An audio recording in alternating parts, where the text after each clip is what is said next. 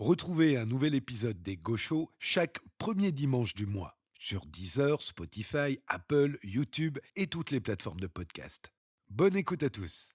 Vous m'avez traité de semi-démente. Ça vous laisse une bonne moitié. Nous vous rappelons, Madame la maire, 1,7%. Oui, ça fait mal. Les sondages, ça va et vient, c'est comme la queue du chien. Moi, président de la République, je ferai en sorte que mon comportement soit exemplaire. Des yeux dans les yeux. Je n'ai jamais eu de compte en suisse Jean-Jacques Bourdin. Vous êtes toujours macroniste, Manuel Valls. Il n'y avait pas d'autre solution. Olivier Faure, est-ce que vous censurez le gouvernement ? Bien sûr. C'est la raison pour laquelle nous ne vous censurerons pas. Il y a une règle de météo politique. Quand le vent souffle fort, il emporte aussi les girouettes. C'est parce que j'ai sauvé l'économie française, Benjamin Duhamel. Elle me montrait le renflement de son anus dilaté. Vous pourriez mettre ça aussi à mon actif. Je ne voterai jamais Marine Le Pen. Éric Ciotti a signé un accord avec le Rassemblement national. Il est né le divin enfant.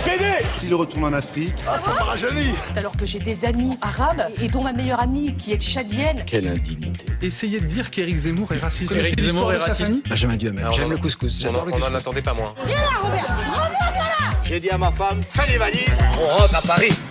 Bonjour. Nous sommes très heureux de vous retrouver pour cette saison 3 et de retrouver nos 4 prestigieux sociétaires. Ce ne sont pas des professionnels de la politique, ce sont des citoyens engagés comme vous, comme moi, et ils nous feront partager leur culture et leur humour pendant plus d'1 heure. C'est le professeur de la classe, un professeur de chimie, brillant, mais toujours bienveillant, c'est Monsieur Maxime. Bonjour. Et je ne suis pas professeur de chimie, je suis professeur de biologie, bordel. Biologie. Oh, à chaque fois, vous avez adoré cette nouvelle recrue l'année dernière. C'était un responsable d'école supérieure, il l'est toujours, et qui va devoir éduquer nos vilains garnements autour de la table. C'est Monsieur Lucas. Vilain garnement, ça m'a un peu excité comme terme. Il est depuis la toute première émission. C'est un incontournable. Il est tour à tour super papa et super gaucho. C'est Monsieur Julien. Merci. Et il n'y a même pas eu une seule fake news. Et c'est le champion de la saison 2. Et oui, il a éliminé 17 joueurs pour se hisser numéro 1. Alors laissez-moi vous dire qu'aujourd'hui, c'est l'homme à abattre. Et quel homme! C'est Monsieur Benoît.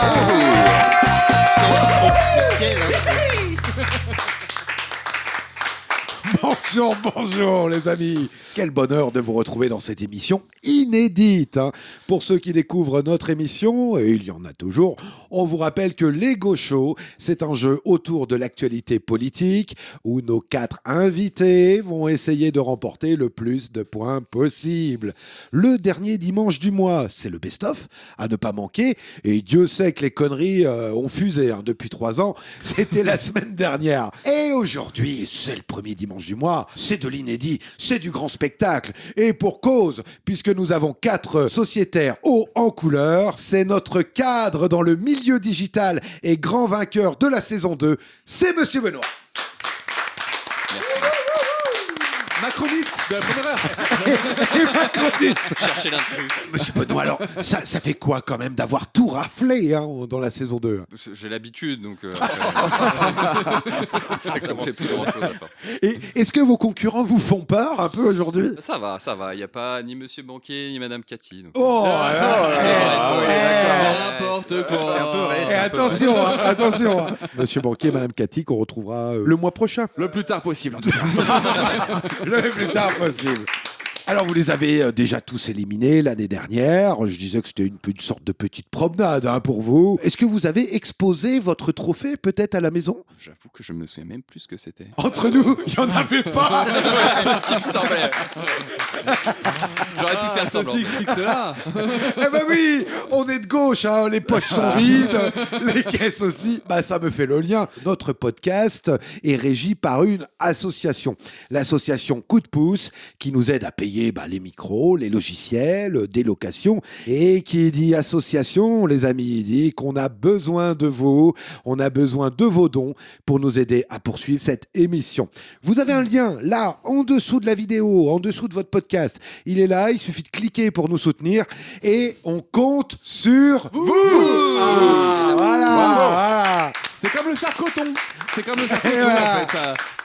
Alors, s'il faisait partie des enfoirés, son style serait plutôt celui de Muriel Robin, car il démarre au quart de tour. C'est notre professeur de Biologie. Et bien évidemment, préféré, c'est Monsieur Maxime. Ah, c'est gentil, c'est gentil. Excusez-moi, Monsieur Maxime. Oui, ça fait 2 fois quand même. Ça là. fait 2 fois que je confonds. C'est 2 fois trop, hein. Oh bah, je suis bien d'accord. Ah ouais. la différence? La biologie, c'est l'étude des sciences de la vie. Et la biochimie, c'est de gauche. Non, c'est la chimie, mais dans les systèmes vivants, dans les cellules. Donc c'est la chimie au service de la vie. Et je suis même prof de biochimie et de biotechnologie pour être tout à fait complet. N'hésitez pas, je propose un podcast pour expliquer en dessous du lien de celui de la cagnotte. L'œil biologiste. Aujourd'hui, cher professeur, nous avons 3 nouveaux élèves autour de la table. Quels seraient vos conseils pour réussir cette année? Alors déjà, c'est rarissime. Hein. Entre la rentrée de septembre et la rentrée de novembre, on change toute la classe. C'est vrai, ça, je l'ai jamais vu. vrai. Voilà. Mais enfin, moi, je suis très content. On a viré les 3 estropiés de l'autre fois. Et Madame Cathy, et Madame Alexandre et autres Monsieur Banquier. Là, voilà. Et là, vraiment, on a vraiment 3 élèves que je ne connais pas encore, mais c'est très très prometteur. J'ai lu leur bulletin de l'an dernier. Ah oui, turbulent. C'est exceptionnel. Alors, effectivement, il y a quelques remarques sur le comportement. Oui, un peu d'insolence, un peu. Ils sont un peu sûrs d'eux. Ah bah ça, je vois qui c'est, hein, Monsieur Benoît. Non, mais ça cherche surtout à faire son intéressant. À savoir. Ah, c'est Monsieur Julien, ça. On sent le mec qui a fait un certain nombre de conseils de classe. Ah bah oui. C'est un vrai professeur. Ah oui. Alors on ne peut pas penser à l'école sans penser à notre responsable d'école supérieure, c'est Monsieur Lucas.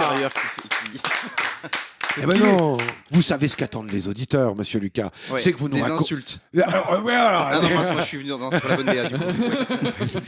c'est que vous nous racontiez quelques petites anecdotes croustillantes. Est-ce qu'il y en a eu là depuis cette rentrée? Des islamo-gauchistes, c'est où? Il y en a. Mais ils sont virés. Non, rien de très croustillant à part ça. Bon, vous nous gardez quelques anecdotes sous le coude, hein, C'est si promis. vous en avez. Et c'est le beau gosse de l'émission, eh oui. Et pour avoir vu son bébé, eh bien, il surpasse déjà son père. Et il promet d'être un véritable tombeur. C'est Monsieur Julien. C'est vrai que mon fils est très beau. Très beau. Oui. Et c'est vrai que moi-même, je ne suis pas dégueulasse à regarder.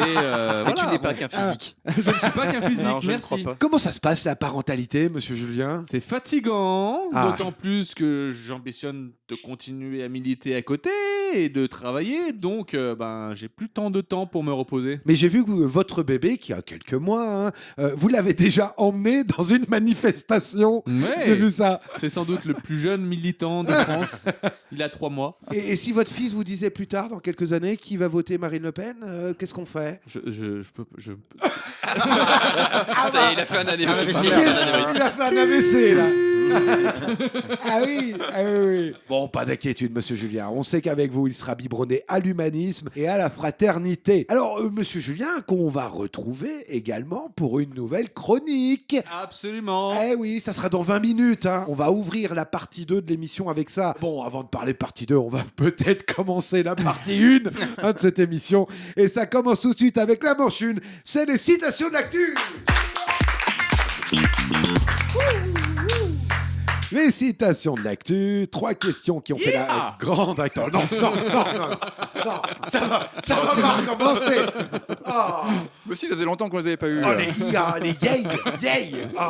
Je n'en peux plus. Les auditeurs nous écrivent, ils ont écrit à l'Arcom, carrément. Trop de yay. Il y a trop de yay. Ça perce Eh oui. Alors, je disais que c'était 3 questions qui ont fait la grande actualité du mois dernier. Et puis le premier qui trouve la bonne réponse remporte... 1 point. Ah bah merci.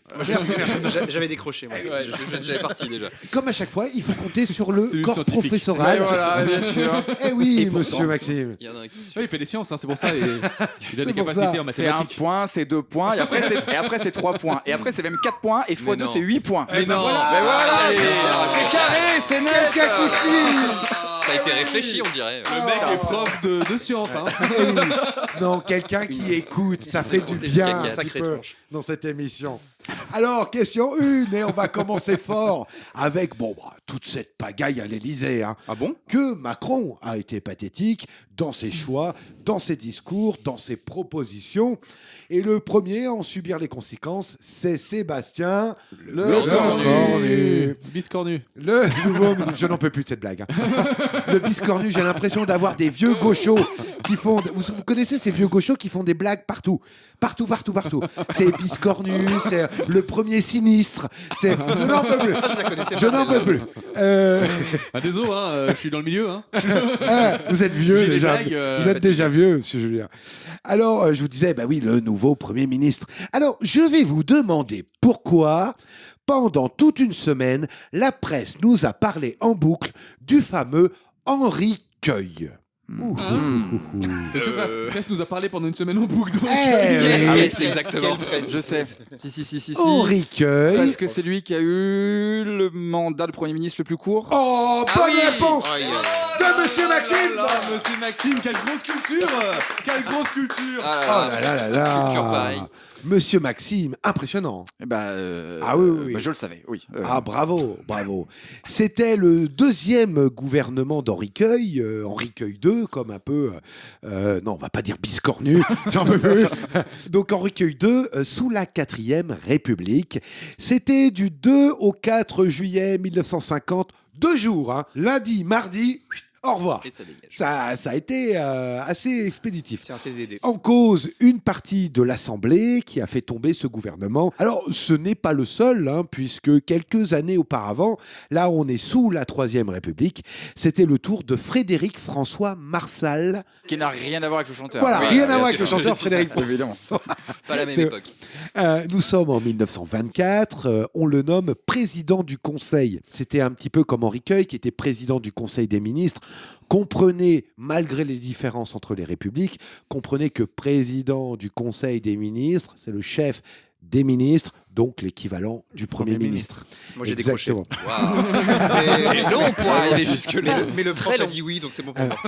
Et en 6 jours, ce gouvernement de Frédéric François Marsal, il est renversé par la Chambre des députés et doit partir. Alors on parlait de 2 jours avec Henri Queuille, 6 jours avec Frédéric François Marsal. Oui, Sébastien Lecornu sera pour l'heure le champion de la 5e République, 27 jours. Et puis la suite, vous la connaissez, Lecornu 2, l'Empire contre-attaque et jusqu'à cette motion de censure échouée. Le 16 octobre dernier, il y a eu 2 motions de censure qui ont été présentées à l'Assemblée par la LFI et par le RN. Oui. Pour qu'elles soient acceptées, il faut avoir la majorité absolue, 289 voix, et il faut y aller, il faut rassembler. Ouais, quand l'Assemblée est autant morcelée, c'est pas facile. C'est un échec, les socialistes ont décidé de ne pas la voter. Traître.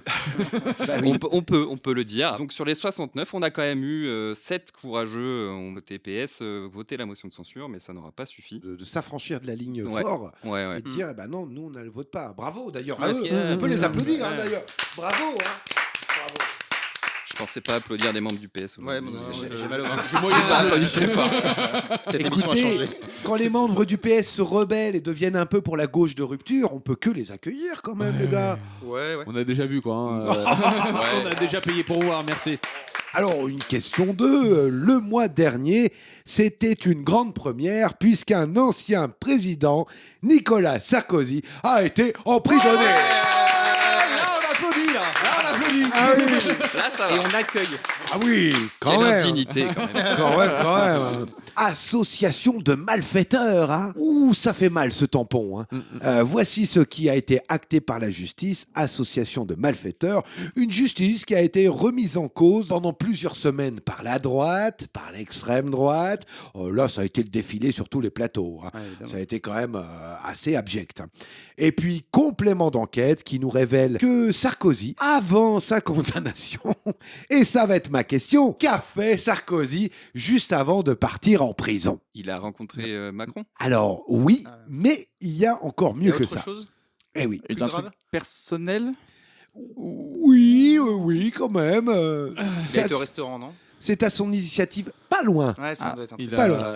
Non, je crois qu'ils ont attendu un peu pour qu'il puisse faire l'anniversaire d'une de ses... On est encore pas loin, on tourne autour. C'est plus simple, c'est plus simple. C'est plus simple. Eh oui. Il est allé au McDo. S'il y avait le jeu Monopoly du McDonald's, il est parti en prison. Il a fait un dîner super très cher. Aïe. Mais qu'est-ce que c'est que cette information secrète? Et oui, écoutez, vous tourniez autour du pot, vous l'aviez quasiment. Nicolas Sarkozy, juste avant de partir en prison, a organisé une petite sauterie, une petite fête. Une soirée d'adieu, Eh finalement. oui, exactement. Où une centaine de personnalités étaient conviées. Ça se passe en toute discrétion vers le bois de Boulogne. Voilà. Dans un chalet de luxe, quand même, aux allures de pot de départ. On se souvient déjà du scandale de l'hiver dernier, où Sarkozy, tout juste condamné, avant sa pose de bracelet électronique, il s'était fait prendre en photo aux Seychelles. Il se faisait photographier en maillot de bain. C'était une façon de dire « je vous emmerde, la justice ». Monsieur Maxime, vous avez fouiné justement toutes les casseroles de Sarkozy. Alors c'est pas compliqué, il suffit d'aller sur Google. La casserole que vous trouvez, c'est une batterie de cuisine. Il y en a absolument partout, quoi. C'est incroyable. Non, il y a celle-ci qui nous occupe effectivement, l'affaire du financement libyen de la campagne présidentielle de 2007. Oui. Pour lequel il a été condamné. Et donc là, il est parti effectivement en prison. Oui. Il y a un très bon, j'ai oublié de reprendre le nom, il y a un très bon documentaire de Mediapart qui est sorti au cinéma, qui reprend toute l'affaire. On n'y comprend plus rien, on n'y comprend rien, un truc comme ça. En voyant le documentaire, franchement, c'est vraiment bien fait et on se dit qu'il est coupable. Et bon, visiblement, la justice a été d'accord avec le documentaire, pas sur tous les chefs d'accusation, mais en tout cas, Nicolas Sarkozy est derrière les barreaux. Mais il y en a plein des affaires, je ne pouvais pas toutes les reprendre, il nous fallait 8 heures d'émission. Non, il y a une que je ne connaissais pas, c'est le financement de la campagne de 2012, où déjà, il a été épinglé pour des dépassements de plafond. Oui. Pour les dépenses de la campagne qui sont bloquées à 22 millions. Comme il lui fallait beaucoup plus parce que ça a été estimé à 43 millions, du coup il y a des fausses factures qui ont été émises par la société, par l'agence qui organisait les meetings, donc l'agence Big Malion, qui a donné son nom à l'affaire. Et du coup c'est l'UMP qui a organisé les meetings. Du coup ça partait sur les comptes de l'UMP et pas sur les comptes de campagne. Et du coup ça passait comme ça. Je sais pas à quel moment ils se sont dit que ça passerait parce que franchement ça se voit quand même comme le nez au milieu de la figure. Bah oui. Et ça il a été épinglé effectivement, 1 an de prison, 6 mois ferme. Il s'est pourvu devant la Cour de cassation et le verdict est attendu pour la fin du mois de novembre. Oui. Là. C'est pas fini Sarkozy. Mais je sais pas comment on enferme quelqu'un encore plus qu'en prison. Ah bah on le fait pas sortir. Et puis non, il y a une autre affaire qui est très connue aussi, c'est l'affaire des écoutes, l'affaire Bismuth, où il a pris un pseudonyme, Paul Bismuth, quand il y avait des échanges avec son avocat Thierry Herzog, tenté de corrompre un magistrat de la Cour de cassation pour essayer d'avoir des infos sur une affaire autre dans laquelle il était déjà impliqué. Voilà. Mais du coup, corrompre quelqu'un qui représente la justice, c'est quand même de ça qu'on parle. Bah oui, en échange d'un très bon poste dans un tribunal. Ah oui. Je sais plus où, mais voilà. C'est quand même aberrant. C'est quand la série Netflix, quoi. Ah mais c'est ça. Ça va être quelque C'est chose. les barbouzes. Ah bah non, mais là il y a plusieurs saisons, c'est ça. 12 saisons, 1 heure par C'est épisode. impressionnant. Et puis alors là, quand vous voyez la batterie d'amis de l'EHQ qui passe sur les plateaux pour dire il est innocent, déjà il a été condamné, multi-condamné. Et là vous me jouez encore le pipeau. Oui, mais il n'y a pas eu de preuve directe, il n'y a pas eu de ci, il n'y a pas eu de ça. Parce que l'histoire, en quelque sorte, pour la résumer un peu plus simplement, c'est quand même qu'on a envoyé Claude Guéant et Hortefeux négocier avec un terroriste. Oui, en échange que le mandat d'arrêt international soit supprimé et qu'on arrange un petit peu l'image de la Libye sur la scène internationale. Exactement. Ce qui avait conduit d'ailleurs à une visite de Kadhafi de 6 jours en France en 2007. Où Kadhafi était venu, il avait été reçu avec de très grands honneurs et il avait planté sa tente en plein milieu. On se rappelle des le images. jardin d'Élysée. J'ai vérifié, le titre du documentaire, c'est Personne n'y comprend rien. Allez, une question en 3. On va amener un petit peu de lumière désormais. Ça, c'était pour faire une référence à la prison de Sarkozy. Puisqu'on va parler de Robert Badinter et de son entrée au Panthéon, l'homme qui a aboli la peine de mort en France, Robert Badinter. Nous sommes le 18 septembre 1981. Il y a déjà eu 2 jours de débat au sein de l'Assemblée. Avant ce vote historique, 360 députés pour abolir la peine de mort, mais quand même 117 qui étaient contre. Quand même, ouais. Quand même, hein. C'était pas gagné. Hein. Mais je pense qu'on refait la demande aujourd'hui. On n'est pas oui, vous avez les raison, comptes M. sont Benoît. 12 jours plus tard, le texte doit encore passer par le Sénat. Et donc là, c'est encore passé de justesse. 160 voix pour abolir, 126 contre. Il y avait une majorité de gauche, c'était à l'époque de Mitterrand. C'était déjà morcelé, mais on avait une gauche qui poussait. C'est passé, et c'est ainsi que Robert Badinter, à l'époque, qui était garde des Sceaux, ministre de la Justice, militant acharné contre la peine de mort, a eu la joie de voir cette loi promulguée. Nous étions le 9 novembre 1981. Monsieur Lucas, vous vouliez revenir justement un petit peu sur cette époque? Pour redonner un peu de contexte, c'était le 10 septembre 1977. On est donc à peu près 4 ans avant l'abolition de la peine de mort en France. Et on est à la prison des Baumettes, donc à Marseille. Et Hamida Djandoubi est exécutée. C'est notamment le journal 20 minutes qui nous replonge un peu dans cette affaire. Donc Amida Djandoubi avait été reconnu coupable du viol, de la torture et du meurtre de son ex-compagne, Elisabeth Bousquet. Quelques années plus tôt, en 1973, la jeune femme l'avait dénoncé pour proxénétisme notamment. Il l'avait forcé à avoir des relations tarifées avec d'autres hommes. Ouais, c'est violent. Hein. Évidemment. C'est violent. Djandoubi purgera sa peine en prison, mais à sa sortie, décide de se venger. Une nuit, il kidnappe son ex-compagne, la séquestre, la torture et finit par la tuer dans un cabanon à côté de Marseille. Ouais. 2 adolescentes qui ont été témoins de la scène, finalement l'une d'elles finit par parler. Ouais. Et Djandoubi est arrêté, condamné à mort en 1977. Le débat sur l'abolition est alors plus vif que jamais, en tout cas à ce moment-là. Mené notamment, effectivement, on l'a dit, par Robert Badinter, qui est à cette époque avocat et donc futur garde des Sceaux. Oui. François Mitterrand, à ce moment, par contre, n'est pas du tout au pouvoir encore. Et la guillotine, elle, n'a pas encore tiré sa révérence, puisque Amida Djandoubi sera le dernier à perdre la tête en France, au moins avant l'arrivée du roi Emmanuel Macron. Mais ça, c'est un autre sujet. Merci beaucoup pour vos lumières, monsieur Lucas. Oui. Eh bien, les amis, nous allons augmenter un petit peu la difficulté du jeu, puisque c'est déjà les vrais ou fake news. Les vrais ou fake news. Nos invités vont devoir prendre leur petite ardoise pour inscrire si l'info que je vais leur donner est une vraie info ou une fake news. Et qui dit manche 2 dit désormais 2 points. Putain, le calcul est bon. Excusez-moi, j'ai dit un gros mot. Bien. Là, il y a plus de réponses, ça progresse. Ça progresse Ça vachement. progresse. Je crois que le prochain, c'est 3 points. Ensuite, 4. Et si on double 4, ça fait 4 et 4, ça fait 8.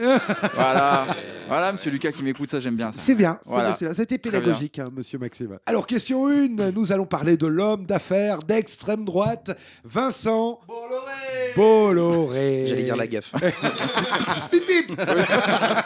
Vincent Bolloré, ce milliardaire qui rachète tout ce qu'il veut dans le but de faire gagner l'extrême droite en 2027. Hein. Eh bien, Vincent Bolloré, je vous affirme qu'il vient de racheter le guide Michelin. Mais non. Est-ce que c'est une vraie info? Oui, c'est ça, j'avais oublié. Est-ce que c'est une fake news? Je vous laisse voter sur vos petites ardoises. Vincent Bolloré viendrait de racheter le guide Michelin. Il faut se poser la question de à quoi ça peut lui servir en fait. Eh oui. Alors, monsieur Maxime, vous avez mis... Moi, j'ai mis vrai. Vrai, monsieur Julien? J'ai mis faux. D'accord, vous avez mis faux. Monsieur Lucas? Moi, j'ai mis vrai, je fais comme le prof. Très... Non, j'ai vraiment mis vrai. Non, mais il est faillot. Hein. Il est faillot. C'est le côté éducation, ça, bien sûr, tous les deux. Ça, on s'y fait. La corporate. Monsieur Benoît? J'ai mis faux. Parce que c'était le guide du routard. Oh oui, c'est le guide. Je double mes points, merci. Bonne réponse de monsieur Benoît. Il est bon, il suit l'actualité de Bolloré. Oh là là là là. Moi, j'aime beaucoup le guide du Et routard. cette émission, de toute façon, on teste un petit peu votre curiosité sur l'actualité. Si vous avez vu un petit peu toutes les infos passer, bravo monsieur Benoît. Ce n'est pas le guide Michelin, mais c'est bien le guide du routard. Déjà, c'est drôle d'avoir un Bolloré qui a peur des étrangers, mais qui veut nous donner des astuces pour les autres pays.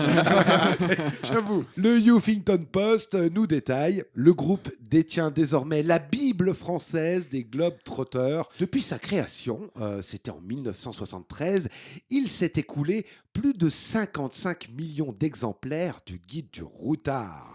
Et ça se vend encore 2,5 millions d'exemplaires par an. Et ça figure dans le top 20 des livres les plus vendus au monde. Pas mal. Ça sert à quoi? Eh ben, ça sert à enrichir encore plus l'empire de Bolloré, l'empire de l'extrême droite. Et je parle d'empire, hein, parce que, monsieur Julien, vous pouvez peut-être nous rappeler un petit peu tout ce que détient Vincent Bolloré. Hein. Je vais juste me concentrer sur l'empire actuel de Bolloré. Mais sachez tout de même que l'empire Bolloré a commencé en 1861 avec l'arrière pépé de Vincent qui reprend la papeterie Audet, donc le premier investissement de la famille Bolloré. C'est le O dans OCB, les feuilles OCB qui se roulent. Et le B de OCB, c'est Bolloré. Non. Si. Vous dites que les roulés que je suis en train de fumer, je donne de l'argent à Bolloré, là. Eh bien, fut un temps, oui, mais en fait, Bolloré en 2000 a revendu à l'américain République Tobacco, OCB. Tant mieux. Donc votre argent va dans les poches d'un Ça va autre chez industriel, lobbyiste du tabac. Ah, c'est très intéressant ce que vous êtes en train de nous dire, monsieur Julien. Oui, parce qu'en fait, c'était Audet, une papeterie qui faisait des feuilles très fines. D'accord. Et il faisait des bouquins notamment, mais aussi des feuilles à rouler. Dans l'Empire Bolloré actuel, si je mets de côté les investissements et les participations, c'est 3 grands corps de métier. D'abord la logistique, pétrolière particulièrement, avec Bolloré Énergie qui distribue les produits pétroliers en France et en Europe. 630 millions de chiffre d'affaires sur le 3e trimestre 2025. Ah oui, quand même. Ensuite, il y a l'industrie, qui est donc l'activité historique de la famille Bolloré, avec du papier fin, qui a évolué aujourd'hui en production de films plastiques. Puis, le groupe s'est diversifié dans le transport, la logistique, la création de batteries, l'automobile. Alors, vous vous souvenez sûrement de Blue Car, qui étaient les véhicules choisis à Paris pour le déploiement d'Autolib. Ah oui, De Blue Lie à Lyon, ou Blue Club à Bordeaux. C'est comme TPMP, on met tout ce qu'on veut derrière. Quoi. Tout ce qui était Blue, c'était Bolloré. Ah merde. Blu-ray. Voilà, bon, on tente des trucs. Et ça, c'est pas une blague de vieux gauchiste. Ça passe. Ça, c'est bon. Ça passe. Bluetooth, ça aurait été vieux gauchiste. Et enfin, bien sûr, l'Empire Bolloré, c'est la communication et les médias. Eh oui. Le groupe Bolloré détient ou a des participations dans Vivendi, Universal Music, Canal+, Havas, Hachette, Lagardère, Europe 1 et Paris Match, Prisma Média, c'est-à-dire Télé Loisirs, Gala, Voici, Femme Actuelle, Capital, Géo, Ça m'intéresse, National Geographic. Oh putain. John Side, Oh My Mag, Télé Z, les magazines santé de Michel Simès, le pôle numérique du groupe M6, dont Passeport Santé, Cuisine AZ, Météo City, Turbo.fr, Déco.fr, Canal+, CNews, C-Star, l'éditeur Editis, les radios RFM et Europe 1, dans lesquelles il diffuse et fait diffuser allègrement ses opinions politiques d'extrême droite. Eh oui. Bolloré a aussi tous les relais dans toutes les gares de France. Exactement. Les librairies relais, donc si vous achetez une revue ou quoi que ce soit dans les gares, vous donnez de l'argent à Bolloré, sachez-le. Impossible de pas lui donner de l'argent finalement. C'est très compliqué. Allez, écoutez cette question 2, les amis. C'était le spectacle unique du jamais vu, d'après la région Auvergne-Rhône-Alpes et d'après Laurent Wauquiez, qui avait même lui-même participé à la bande-annonce de ce spectacle exceptionnel qui s'appelle « Raconte-moi la France ». On nous dit Cro-Magnon, Vercingétorix, Charlemagne, Jeanne d'Arc, Napoléon. Ils sont tous là, pouvait-on lire sur la plaquette du spectacle, au relent conservateur, évidemment, apprécié par la droite et l'extrême droite. Un spectacle qui a coûté quand même 9 millions d'euros à produire et dont 500 000 euros ont été donnés par la région Auvergne-Rhône-Alpes. Ça, c'était en mars 2025. Malheureusement, depuis, le projet a entièrement capoté, avec les 9 millions qui vont avec et les 500 000 euros d'argent public. Je vais vous dire, le spectacle Raconte-moi la France, soutenu par Wauquiez et la région Auvergne-Rhône-Alpes, a déposé le bilan après seulement 6 dates. 6 dates à Clermont-Ferrand. Est-ce que c'est une vraie info? Est-ce que c'est une fake news? Il y a tellement de raisons pour lesquelles ce soit pas vrai. C'est toute la complexité de cette manche. Monsieur Benoît, vous avez mis vrai. Monsieur Lucas, faux. Monsieur Julien, faux. Et Monsieur j'ai Maxime, pardon. J'ai mis FN juste pour le plaisir de le mettre. C'était fake news. Voilà. Ah oui. Eh bien, écoutez, il n'y a qu'une seule personne qui a la bonne réponse, c'est Monsieur Benoît. Bravo. Décidément. Vous avez de la chance. Non, je l'ai joué à la psychologie de bas comptoir. Fake news, vraie news. Je me suis dit, il va pas la faire deux fois. Il est bon, Monsieur Benoît. Hein. C'est pour ça qu'il est cadre et pas nous. C'est pour ça. Et oui, ce qui devait être le spectacle de l'année, d'après Wauquiez, s'est révélé être un véritable fiasco. 6 dates à Clermont-Ferrand et seulement 30% des billets vendus. Ah oui, il y avait de la chaise vide. Hein. Une catastrophe que les organisateurs ont essayé de réparer rapidement, puisqu'arrivaient tout juste derrière des dates pour le nouveau stade de Lyon. Donc ça augmentait encore en capacité de public. Alors en effet, quelques mois plus tard, non seulement le stade de Lyon a été annulé, mais les producteurs ont également déposé le bilan. Carrément. Terminé, bonsoir. Bon, ce qui est moins rigolo, c'est qu'il y a des centaines d'artistes qui ont été laissés sur le carreau. Et puis, comme je vous disais, plus de 500 000 euros de la région Rhône-Alpes ont été balancés à la poubelle. Mediapart a essayé de contacter les producteurs. Ils ont même essayé de contacter les Républicains qui avaient poussé le projet. Et bizarrement, personne n'a voulu répondre. Hein. Voilà. Étrange. Moi, il voulait faire le puits du fou du Rhône, quoi. C'était un peu ça. C'était un peu ça. Un financement incompréhensible, alors que la région Auvergne-Rhône-Alpes ne cesse de réduire les budgets à la culture, les petites structures, les musées, les théâtres, etc. En tout cas, merci à ce très beau porte-parole. Merci à Laurent Wauquiez. Faudrait arrêter de nous faire applaudir n'importe quoi, monsieur Nico. Allez les amis, on va se retrouver dans quelques instants, hein, et oui, pour la dernière partie de l'émission. Et ça va recommencer fort, ça va recommencer très fort avec la nouvelle chronique de monsieur Julien. C'est là dans quelques secondes, à tout de suite.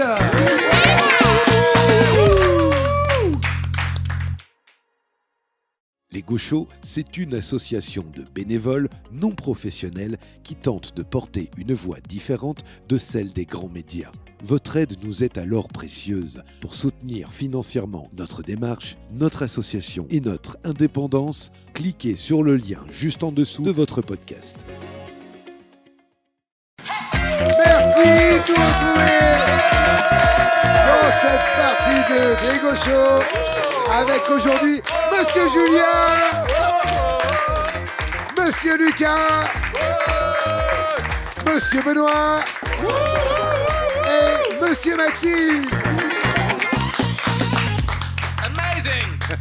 Je vous disais que cette dernière partie allait attaquer fort et pour cause, c'est la nouvelle chronique de Monsieur Julien. Ouais. Attention, Monsieur Julien. Alors oui, je suis un peu perplexe. Je sais que vous risquez de me trouver un peu chagrin, mais en ce moment, je remets plein de choses en question. Ma vie, mes choix, mes certitudes. C'est peut-être la proximité avec la quarantaine qui m'apporte cette sagesse ou ma nouvelle paternité, mais je sens que toutes mes croyances s'effritent. Macron est-il vraiment un homme de gauche ? Oh non, oh non. Pascal Praud est-il vraiment un journaliste objectif ? Pascal Praud est-il vraiment un journaliste ? Ou encore, est-ce que tous les problèmes de la France véritablement dus aux étrangers ? Et si, depuis le début, la réponse n'était pas Marine Le Pen ? Mais non, je déconne ! Enfin, monsieur Benoît, c'était pourtant facile à déceler. Un facho qui réfléchit, ça n'existe pas. Trêve de plaisanterie. C'est la merde, les gars. Je pense qu'on va se manger le budget le plus immonde que nous ayons vu depuis notre naissance. Sauf monsieur William, qui est né sous Pompidou, n'est-ce pas ? Non, Juju, pas de blague sur l'âge, c'est de l'agisme, c'est mal. C'est bon, monsieur. C'est pas gaucho style comme attitude. Et d'ailleurs, je sais pas pourquoi je tente de faire des blagues, je suis un militant de gauche, moi. Laure Lavalette, députée RN sur CNews, dans l'émission du mec qui voulait être Pascal Praud mais qui avait une tête de bébé, une émission d'1 heure entière intitulée LFI, premier danger politique en France. En parlant des militants de gauche, elle l'a dit, vous savez quoi ? Je les trouve tristes, moi. Et tête de bébé, il lui répond, ils ont pas d'humour. Ils sont pas ouverts d'esprit. Et ils sont terriblement méchants. Et ils sont mal habillés. Et même, ils sont pas très propres. Donc voilà, c'est ça le journalisme en France aujourd'hui. De la pertinence, du courage, de l'investigation et 3 ans d'âge mental. Donc oui, on va se taper un budget de nazi qui s'en prend aux pauvres, aux malades et aux étrangers. Mais yes, le PS a fait gagner 3 mois de retraite aux gens nés en 1964. Mais qu'est-ce qu'on a fait à l'univers pour que le karma de la France soit aussi dégueulasse ? Et le pire dans tout ça, c'est que je crois bien qu'on est coincé dans une boucle temporelle, les gars. Je peux vous le prouver. Nicolas Sarkozy est condamné, on l'a déjà vécu. Nicolas Sarkozy crie au scandale, dénonce les juges rouges et se prétend innocent. On l'a déjà vécu. Nicolas Sarkozy fait appel. Vécu. Le Parti Socialiste trahit le reste de la gauche et les électeurs. Déjà vécu. Bah oui. Le Parti Socialiste sauve la Macronie. Déjà vécu. Déjà vécu. Olivier Faure qui prétend avoir obtenu une victoire alors qu'en fait il se fait rouler dessus par toute la Macronie. Vécu. Déjà vécu. Le Premier ministre c'est Sébastien Lecornu. Déjà vécu. Vous voyez, je suis pas fou. Alors après, il y a pas que du négatif à être kéblo dans une boucle temporelle. Tu peux t'améliorer à force de revivre les mêmes trucs encore et encore. C'est la jurisprudence du jour de la marmotte. Quand tu sais ce qui va se passer, tu peux avoir un coup d'avance. Donc logiquement, la suite c'est que le PS réalise qu'il s'est encore fait passer pour un con. Donc le PS arrive tout penaud, la queue entre les jambes devant les copains, et pour tenter de se faire pardonner, il vote la censure, encore. Le gouvernement tombe, encore, et tête de nœud premier dissout l'Assemblée nationale, encore. Et c'est à ce moment précis que LFI va pouvoir casser la boucle temporelle. Écoute-moi Jean-Luc, il faut que tu m'entendes. Pour le bien de l'humanité, tu ne dois pas sauver le PS. Pour que la gauche vive Jean-Luc, le PS doit mourir. C'est la seule solution. Et accessoirement, ça nous fait sortir de la boucle temporelle. Je sais qu'ils te font de la peine Jean-Luc, mais tu dois combattre ta pitié et les laisser agoniser au sol dans leur propre flaque de pipi. Ils sont tout pourris de toute façon, cela fait bien longtemps qu'ils ont dégénéré. Valls, Yarol Delga, Meyer Rossignol, Fort, c'est la génération qui descend des Hollande, Cazeneuve, Rossignol, Fabius, Jack Lang. À force de consanguinité, voilà où on en est arrivé. On le dit pourtant qu'il ne faut pas coucher avec sa sœur. Va Jean-Luc, laisse-les, ne te retourne pas, juste laisse-moi l'appel. Oh, bravo, monsieur Julien. Bravo. Bravo. Oh, c'était notre dernière émission. Hein. L'Alarcom, on est foutus. Oh, j'ai bon espoir. Si c'est la dernière, peut-être que je me ferai recruter par Guillaume Meurice. Bah ouais. Bon, eh bien, les amis, on va reprendre un petit peu le jeu et rappeler les scores de chacun. Monsieur Max, 1 point, bravo. Ce sera pas Fanny. Pas mal. Monsieur Julien, vous avez eu 2 points, bravo. Merci. Monsieur Benoît est là, oui, il a dézingué tout le monde. 4 points, monsieur Benoît. Bravo. Waouh. Bon, et monsieur Lucas. Non mais ça va, c'est bon. Pas la peine de remuer le couteau dans la plaie, c'est assez Vous êtes à humiliant. 0, c'est pas évident. Bon, est-ce que le classement va changer? Qui prendra la tête du peloton pour aller en finale? Eh bien, on va voir ça tout de suite avec la dernière manche des Gauchos. C'est les Régis de moi. Régis. Les Régis de moi, vous vous souvenez sans doute des nuls et de Régis est un con. Eh bien, vous allez devoir deviner quel Régis a pu dire ça. Vous pouvez poser toutes les questions, les amis. Et qui dit... Ça va, vous? Eh ben, c'est pas une affaire à chaque mois. Quel est votre degré d'alcoolémie? Ça m'a fait rire l'autre fois. Eh ben oui, c'est monsieur Ça m'a fait Banquier. rire la dernière émission et tout, parce que moi j'écoute les émissions des fois d'avant. Hein. Oui, Et du coup, il avait fait cette vanne, c'était très C'est un drôle. vrai prof. Et j'avoue. Voilà. D'ailleurs, moi j'ai écouté l'émission de la dernière fois. Je vous préviens, moi je dis plus rien en off. C'est terminé. Ah. Je sais pas si vous avez écouté, il y a Monsieur Banquier fait une chronique. Eh ben, il fallait se sert de écouter. tout ce qu'on dit en off et il monte ça dans une espèce de mauvaise foi considérable. Il fallait écouter l'émission, les amis. Ça donne envie d'écouter. Y a pas des petites vignettes, juste des chroniques? On devrait faire un TikTok. Eh oui. Monsieur Banquier enregistre tout à distance. C'est le nouveau producteur de l'émission et quand il revient, je vous assure, il sort des archives. Bon, aujourd'hui, il y a eu de la matière, monsieur Banquier. S'il nous écoute, Et merde. allez les amis, on va encore attaquer avec cette question. On va parler de la suspension des retraites, cette victoire qui cache un plan d'austérité inédit au sein de la Macronie. Et je vais vous demander qui a dit « On voit bien qu'elle passe mal cette réforme des retraites, on n'est pas autiste ». C'est le nouveau ministre du Travail, mais je sais plus comment il s'appelle. Bonne réponse de monsieur Benoît. C'est Jean-Pierre Foucault. Non. Farandou. Eh oui, vous Waouh, l'aviez, ah monsieur ouais. Julien. Jean-Pierre Farandou. Il a un nom. De fromage. Oui, de fromage. Je vais vous prendre Vous un savez, kilo de il y a- farandou, s'il vous plaît. Oui, il y a le picodon et il y a le farandou. C'est poétique, ça sonne. Un picodon, c'est moins fort que le farandou. Voilà. C'est sûr qu'il pique en bouche. Alors lui, quand même, Farandou, il est élu depuis 3 jours et il nous sort déjà des conneries.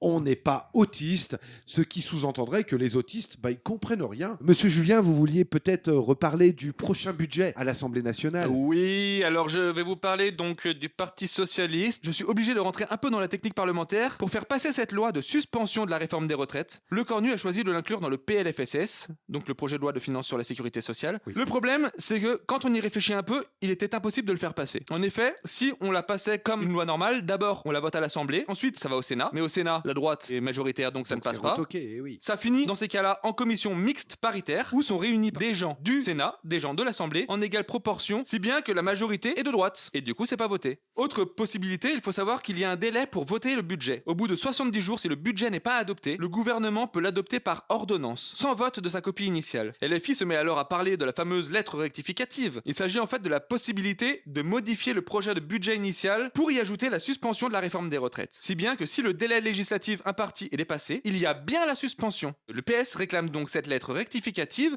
et le Cornu leur accorde. Mais à quel prix? Est-ce que vous avez vu le budget initial? C'est une horreur. 7 milliards d'économies sur les malades. Les gens en invalidité vont être fiscalisés. Les jobs d'été pour les étudiants vont être fiscalisés. Les retraités les plus modestes vont perdre en pouvoir d'achat. Gel de toutes les allocations sociales, dont le gel de l'allocation forfaitaire pour le décès d'un enfant. Vous vous rendez compte de l'horreur? Ouais, c'est vrai. Et t'as le PS qui est là à dire victoire parce qu'au milieu de toute cette horreur, il y a le décalage de la réforme des retraites qui fait gagner 3 mois aux gens nés en 64. Ça, vous avez raison. Derrière, en fait, on a un budget catastrophique avec des coupes ignobles, comme on n'a jamais entendu dans la 5e République. Allez, bien, écoutez, une question 2. On va rappeler également les motions de censure qu'il y a eu contre le gouvernement Le Cornu, vous l'aviez dit. 2 motions qui ont malheureusement échoué à cause du Parti Socialiste notamment. mais pas que. Et ça va être ma question. Qui a décidé de s'offrir gratuitement à la Macronie en déclarant « Nous ne censurerons pas un gouvernement et nous ne ferons pas partie de ceux qui feront Les tomber Républicains. les ministres, quelqu'un en particulier. On ne censure pas le gouvernement et on fera tomber aucun ministre qui s'est offert gratuitement. » Président de la région Rhône-Alpes, merde, comment il Wauquiez, s'appelle le Wauquiez. Eh oui, Ah, désolé. là, C'est Monsieur Maxime. Ça, c'est du vol, ça. C'est Ouais, du vol c'est en du bonne et vol. due forme. Moi, je pense C'est que le- c'est plutôt. Pour une fois où je vole pas toujours Monsieur Lucas. C'est vrai. Hein, C'est vrai pour une fois. C'est C'est voilà. du vol quand même. Hein. C'est pas parce qu'on vole Wauquiez pas les qui mêmes. fait le c'est malin sans demander quoi que ce soit en contrepartie. Et voilà ce que ça a donné. Le Parti Socialiste, les Républicains qui ont décidé de maintenir la Macronie au pouvoir. Motion de censure qui échoue quasiment à chaque fois. Et Dieu sait que la France insoumise, elle en a déposé. Hein. Mais je voulais aussi qu'on éclaire un petit peu nos auditeurs. Monsieur Maxime. Alors, on va pas rappeler toutes les motions de censure, Pas toutes. effectivement. non exhaustif.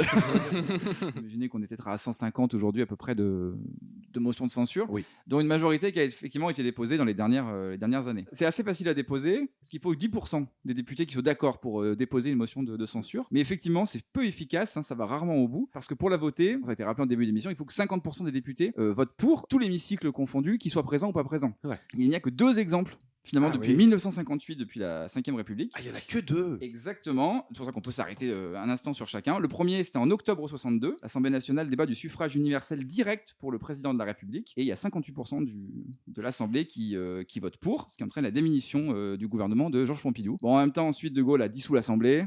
Il a refait les élections législatives, il est sorti vainqueur, il a remis Pompidou et le texte est passé. Oui. Donc on peut pas dire que ça a vraiment été une réussite. C'est pas très utile cette histoire. C'était déjà Non. de la politique. Finalement, hein. Macron est un peu gaulliste. C'est quoi. déjà Clairement, hein. C'est un peu biscornu comme histoire. Il a tenté. Ah, non. Pas biscornu. hein, c'est bon. C'est l'article 49, alinéa 2. Et il y a un autre exemple, c'est l'article 49, mais alinéa 3. Dans ce cas-là, la motion de censure, c'est une conséquence de l'engagement du gouvernement. C'est ce qui est arrivé à Michel Barnier en décembre 2024. Et il a déposé un texte qui était déjà un projet de loi de financement de la sécurité sociale. Et il voulait donc évidemment qu'il n'y ait pas de débat. Sauf que là, les députés se disent « bah non, on utilise notre pouvoir ». Et là, 58% à nouveau des députés votent pour. Et du coup, le gouvernement chute. Donc finalement, il n'y a qu'un seul exemple concret qui illustre l'alinéa 2 et l'alinéa 3 de l'article 49. Mais il y a un 49.1, et ça c'est marrant parce que l'actualité l'illustre encore très très bien. Et on termine avec François Bayrou qui lui aussi est tombé en septembre suite à un vote de l'Assemblée nationale. Mais c'était pas un vote pour une motion de censure, c'était un vote de confiance qui l'a fait chuter. Il est venu présenter un texte à l'Assemblée nationale suite au Conseil des ministres. Et il est venu quémander la confiance des députés qui dans ce cas-là, du coup s'expriment, puisqu'on leur demande leur confiance. Oui. Et donc sans surprise, puisque tout le monde connaît le résultat, il n'y a pas eu dépôt de mention, mais un vote en sa défaveur, qui fait que du coup, pour la première fois, un vote de confiance n'a pas été au bout depuis 1958. Et comme ça, du coup, on a un exemple pour les 3 alinéas de la Constitution. Oh là là, Wow. bravo. On sent l'esprit de synthèse. Monsieur Maxime, ah oui, c'était clair, net. Diable. Allez, cette question 3, les amis. On parle beaucoup des députés, de l'Assemblée nationale, des sénateurs, mais en ce moment, c'est également les maires. Les maires de Paris, puisque la maire de Paris vient d'ouvrir la porte aux journalistes pour qu'ils puissent consulter les notes de frais des maires parisiens. Eh oui, et puis là, c'est assez rigolo. Justement, après avoir été épinglé pour ses notes de frais, afin de refaire sa garde-robe, qui a osé déclarer « Oui, mais j'ai cette image de mère, toujours bien sapée, toujours élégante. » Anne Hidalgo. Non, ce n'est pas Anne Hidalgo. Une élue. Non, c'est une élue d'une des arrondissements de Paris. Laisse tomber, personne connaît. J'ai vu son interview, il est crasse. Hein. Ah ouais, oui, vraiment. elle est folle très l'interview. lunaire. Ouais. Ouais, mais j'aurais aucune pas idée de son nom. Je peux pas plus vous aider. J'arrive Non, pas à je remettre vois le aussi, prénom, mais- Eh oui. C'est elle qui a remercié les Français de l'avoir élu Merci et d'avoir d'avoir acheté ma renouvelé sa garde-robe. garde-robe. Elle les a remerciés. Eh oui. Ah non, mais la Moi, vidéo, c'est sympa, Dati, elle nous Ah remercie bah, pas d'avoir payé c'est- ses bijoux. Hein. Non. la vidéo est folle. Evelyne, tiens. Désolé les amis. Ah ouais, d'accord. Elle s'appelait Jeanne d'Auster. Non, mais Ah bah comment oui. veux-tu Non, Pardon. tu le retiens Même sans quand il me le dit. Comment Sans veux-tu Haute-Serre. J'ai fourché. Ah oui, Pas d'accord. Auxerre, Jeanne, parce que Auxerre, voilà. pas trop, du coup. Jeanne d'Haute-Serre, maire du 8e arrondissement de Paris. Et écoutez bien, comme le rappelait un peu monsieur Benoît, elle a utilisé 35 000 euros d'argent public pour acheter des vêtements. Elle a osé déclarer en plus sur BFM « Oui, mais j'ai cette image de mère toujours bien sapée, toujours élégante. » C'est inadmissible. Monsieur Lucas, justement, vous vouliez revenir un petit petit peu sur cette histoire de mer. Effectivement, on a appris récemment qu'Anne Hidalgo avait dépensé en notes de frais, alors accrochez-vous à vos gilets fluorescents, 84 000 euros de vêtements et 125 000 euros de voyage. Bon, alors, je vous vois venir les gauchos autour de la table. C'est sûr que ça vous dépasse 84 000 euros de vêtements avec vos chaussettes dépareillées et les t-shirts achetés en lot de 3 chez Decathlon. Mais Laure Lavalette l'a dit, on s'habille mal. Ouais, c'est vrai, mais bien sûr. Non, mais l'histoire est magnifique. Une petite association nommée Transparence Citoyenne a bataillé pendant des mois et des mois pour obtenir les fameuses notes de frais de la mer. Quand ils les ont eues, ils ont vu pas seulement clair, ils ont vu rouge. 84 000 euros de vêtements et 125 000 euros de voyage. Je le redis. À ce stade-là, Hidalgo, c'est devenu Bruce Wayne. Mais elle sort la nuit dans un costume hors de prix. Elle enfourche sa batte trottinette électrique, stationnée un peu n'importe comment, parce que de toute façon, tout le monde s'en fout. Tout ça pour aller au sommet de la Tour Eiffel pour faire un bas de signal en forme de doigt d'honneur, globalement. Une fois au sommet, pour redescendre, elle saute, elle déploie le parachute fiscal pour atterrir directement dans nos culs, net et sans bavure. C'est pour ça que la Tour Eiffel clignote. C'est à chaque fois qu'elle achète un vêtement. Exactement. C'est ça. La suite de l'histoire est assez dingue aussi. Donc l'association Transparence Citoyenne a transmis l'épreuve à Mediapart, qui a tout diffusé et qui a ajouté un affichage dans la ville de Paris. Sauf que là, Batman, elle a pas rigolé.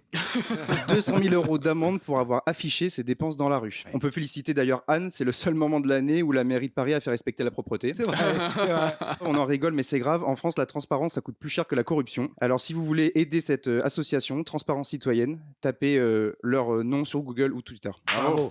Bravo. On rappelle justement que Transparence Citoyenne, aujourd'hui, c'est une petite association et que, comme Hidalgo, vous l'aviez rappelé, monsieur Lucas, Hidalgo leur a infligé 200 000 euros d'amende pour nettoyer les affichages qu'ils avaient mis. 200 000 euros pour une association, en fait, c'est la mort. Non, mais si tu fais le calcul, ça correspond à peu près à ses notes de frais. Ouais, bien sûr. Elle veut rembourser ses notes de frais. Elle veut se faire payer ses vêtements sur le dos de la petite association. Transparence Citoyenne est à l'agonie, est à 2 doigts de mourir et d'avoir des dettes pendant plusieurs années.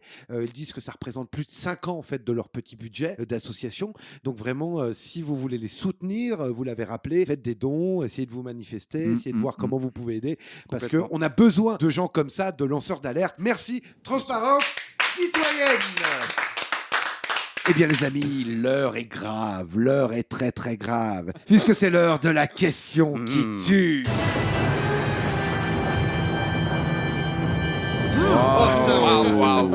Eh oui. On dirait un tournage porno. Parce que la lumière vient de changer, tout s'est éclairé en rouge dans le studio. Et oui, je disais que c'était déjà la dernière question de notre émission. La question qui tue, c'est une question où vous allez devoir trouver un chiffre.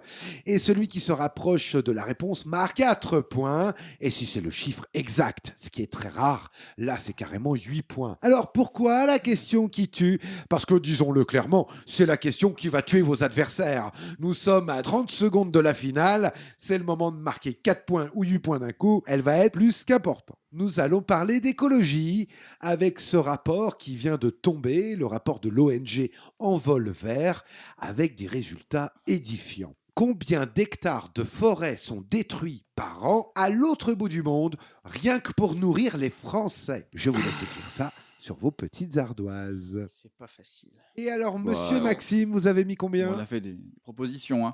Moi, j'ai mis 875 000. Monsieur Julien? 700 000. Ok, je pensais être haut. D'accord.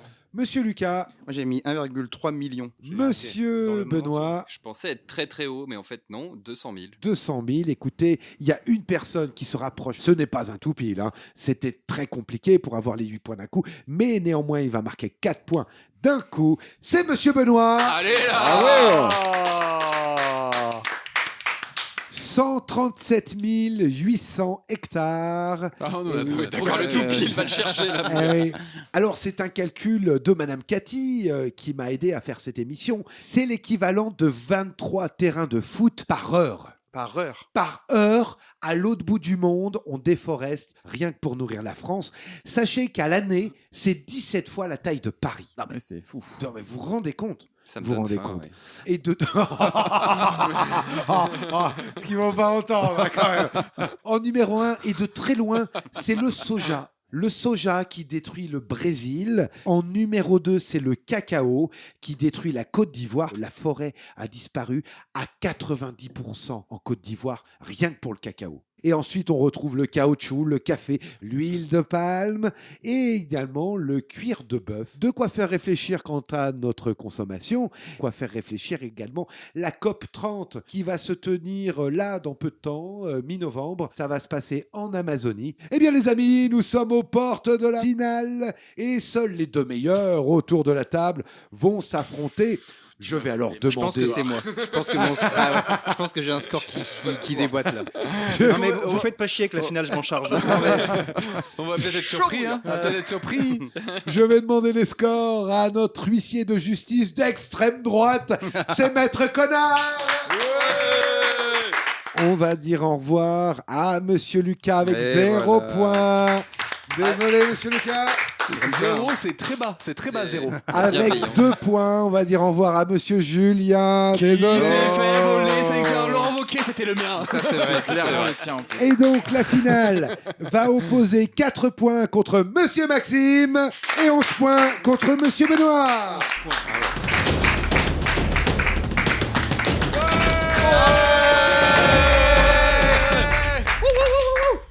La finale des Gauchos, un moment tant redouté. On peut rentrer chez nous hein. Vous connaissez le principe de cette finale. Vous allez passer chacun à votre tour pour répondre à des questions de rapidité. 1 minute 15 au chronomètre. Et 1 minute 15, c'est très long. Ah merde. Oh, qui a dit long? Monsieur Lucas, vous n'allez pas vous y mettre. Non mais moi je vais saboter la fin là. Ça y est. Oui, vous pouvez passer toutes les questions. On y reviendra si on a encore le temps. 5 points par bonne réponse quand même. Hein. Monsieur Maxime, 4 points. Monsieur Benoît, 11 points. Alors comme on dit souvent à gauche, on va commencer par les plus démunis. C'est Monsieur Maxime. Hein. Oui, allons-y. Est-ce que vous êtes prêt, Monsieur Maxime? Pas du tout, mais on y va quand même. Comment s'appelle le nouveau ministre de l'Intérieur? Je passe. Qui est Philippe Aghion ou Agion? Le prix Nobel d'économie. Oui, bonne réponse. Quelles sont les grandes personnalités politiques qui ont dû quitter le gouvernement? Je vois les Républicains. 2 grandes personnalités politiques. Je passe. Ok, question 4. Combien de postes de professeurs le gouvernement prévoit de supprimer? 4000. Oui. Quel journal a titré pour faciliter l'entrée et la sortie des premiers ministres? Emmanuel Macron installe une immense chatière à Matignon. Journal. L'humanité de passe. Non. Ok, question 6. Quel pays vient de supprimer des impôts pour les classes moyennes et va compenser cela en augmentant les impôts des plus riches? L'Espagne? Non. Le Royaume-Uni? Non. L'Italie? La France, passe. Non. Question 7. Qui a déclaré en parlant du PS, dans toute bonne farce, il y a des dindons? Jean-Luc Mélenchon? Non. Olivier Faure? Non. Je passe. Ok, question 8. Quelle chaîne va malheureusement fermer alors que leurs finances allaient plutôt bien? France 4? Non. Gulli? Non. Question 1. Comment ça... On n'est pas revenu. J'ai essayé d'aller un petit peu vite, mais je faisais le morse. On va revenir un petit peu sur ces réponses. Comment s'appelle le nouveau ministre de l'Intérieur? Autour de la table, vous l'avez peut-être? Lunès. Eh ben oui, Laurent Nunez. C'était l'ancien préfet de police de Paris. Question 2. Qui est Philippe Aghion ou Aghion? Ça dépend comment on le prononce. Le prix Nobel d'économie. On le voit partout. Il adore aller sur tous les plateaux de télé. C'est un libéral. C'est un pro-Macron qu'il mettait à dos le RN et LFI. Alors Jean-Luc Mélenchon, il l'a pris au mot. Il lui a proposé de débattre avec lui en direct à la télé. Mais bizarrement, Philippe Aghion, depuis ce jour-là, on le voit plus. Voilà. Bizarrement. La question 3, quelles sont les grandes personnalités, les 2 grandes personnalités qui ont dû quitter le gouvernement? On en a beaucoup parlé, beaucoup rigolé. Bruno Retailleau, Emmanuel Valls. Effectivement. Ça passe vite. Je sais pas si vous savez, mais c'est très rapide. Question dure. Combien de postes de professeurs le gouvernement prévoit de supprimer? Là, ça vous concernait, monsieur Maxime? Oui, c'est quand même du hasard. Il a répondu au podium. J'aurais dit 4, j'aurais dit 5, j'aurais dit 6, mais j'ai gagné du temps. Alors, le nouveau ministre de l'Éducation nationale, il répond « Oui, mais on va aussi en créer. » Alors, non, on va pas réellement en créer. En fait, ce sont des postes d'élèves professeurs. C'est des élèves qui auront bac Bac+3, qui pourront devenir un peu professeurs en même temps que leurs études jusqu'à Bac+5. Les élèves professeurs passeront le concours à partir de cette année, à la fin de la 3e année de licence, enfin Bac+3. Et ensuite, comme ils auront le concours, enfin s'ils ont le concours, ils sont mis devant élèves progressivement. Donc c'est cela dont ils parlent. Donc ils auront passé le concours. Question 5. Quel journal a titré « Pour faciliter l'entrée et la sortie des premiers ministres, Emmanuel Macron installe une chatière sur Matignon ». C'est le Gorafi. C'est le Gorafi. Et le Gorafi nous dit que le Cornu travaille avec des chats. Dès qu'ils arrivent, ils veulent ressortir. Et dès qu'ils sortent, d'autres veulent rentrer à nouveau. C'est insupportable. La question 6. Très dure. Quel pays vient de supprimer des impôts pour les classes moyennes et voudrait compenser cela en augmentant les impôts des riches? C'était le Brésil.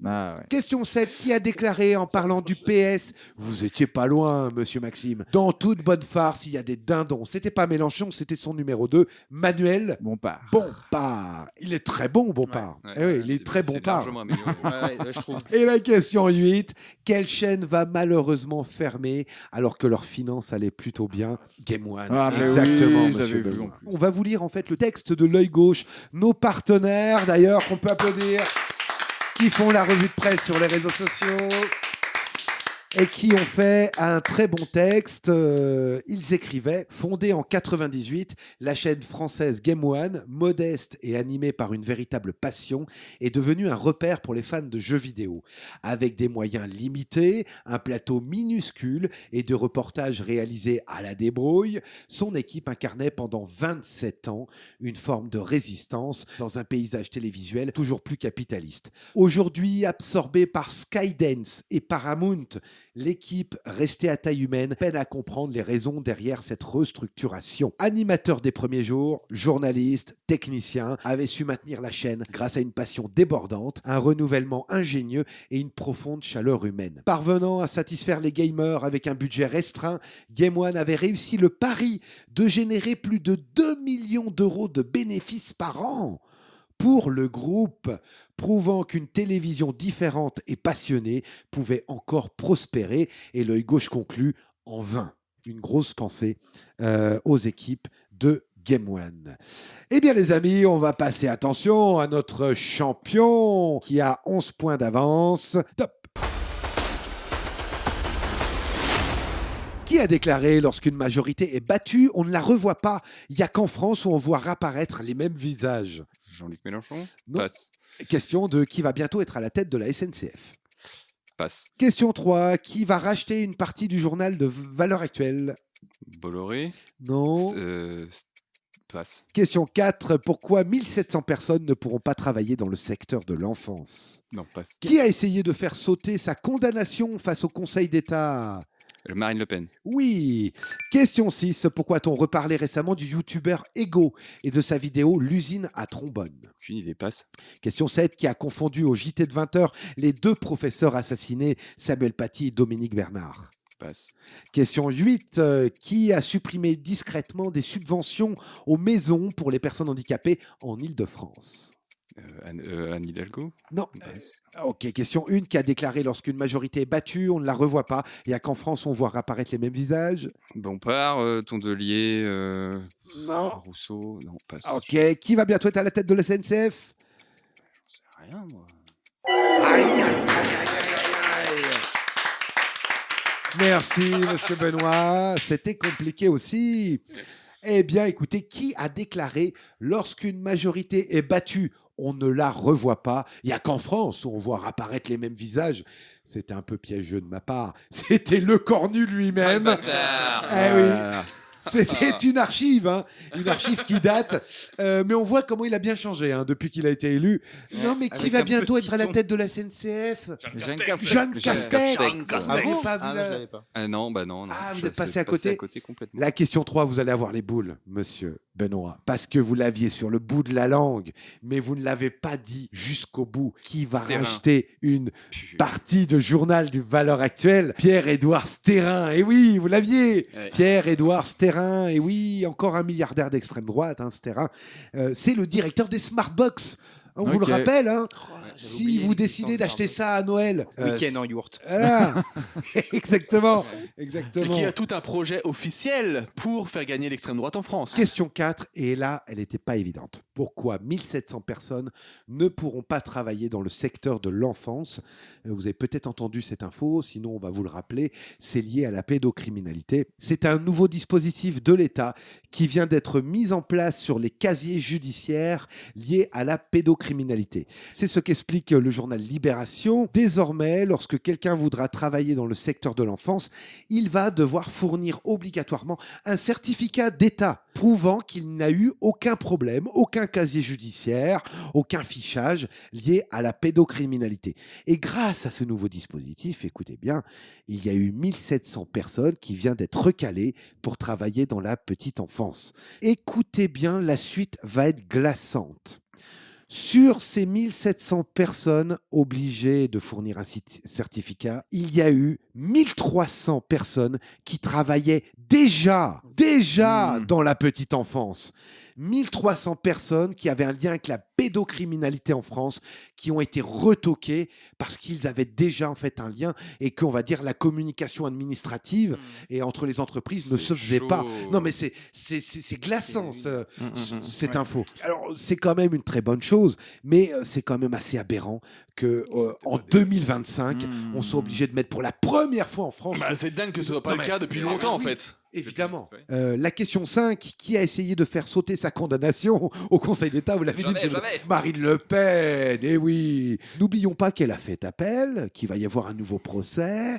Ça débute pour un mois, le 13 janvier. Question 6, pourquoi a-t-on reparlé récemment du youtubeur Ego l'intelligence artificielle. Et de sa vidéo L'usine à trombone, puisque en un an, cette vidéo a fait plus de 5 millions de vues en France.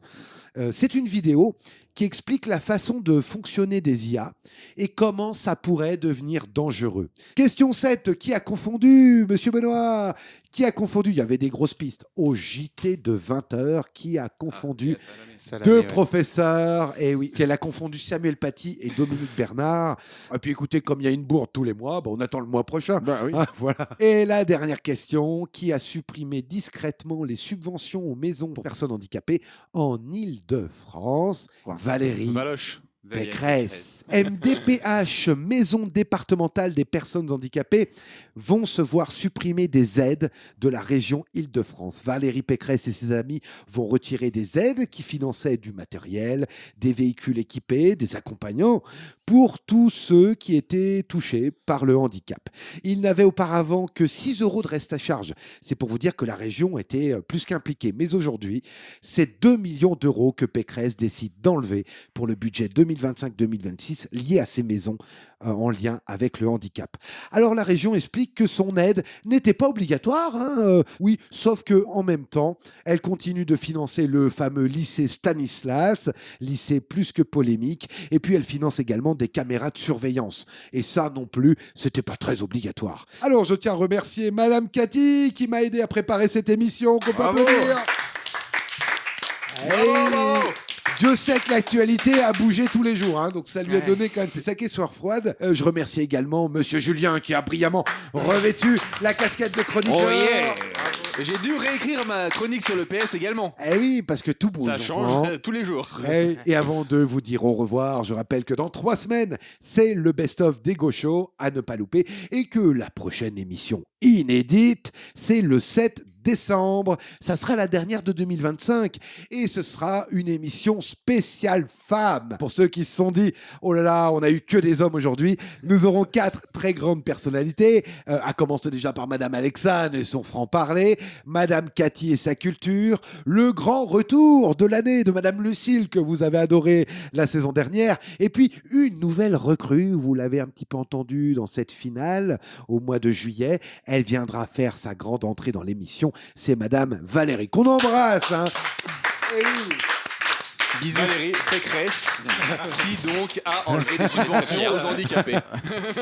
On vous rappelle que vous pouvez soutenir financièrement notre émission. Nous sommes une petite association, tous bénévoles, et on manque cruellement de moyens. Alors oui, un petit média de gauche, ça peut exister, mais là, il n'y a que vous pour changer les choses, il n'y a que vous pour changer la donne.